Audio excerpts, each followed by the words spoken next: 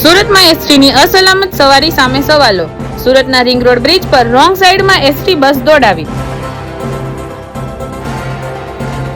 બેફામ એસટી બસનો ચાલક બસ ચલાવી રહ્યો હોવાનો વિડીયો સામે આવ્યો. એસટી બસનો ચાલક 50 થી 60 ની સ્પીડે બસને દોડાવી રહ્યો હતો.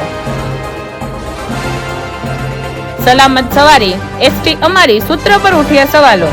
એસટી વિભાગ નિયામક પીવી ગજ્જુરે કહ્યું, વિડીયો સામે આવતા તપાસ શરૂ કરાઈ છે. Hitesh Prajapati, BHP news, Surat.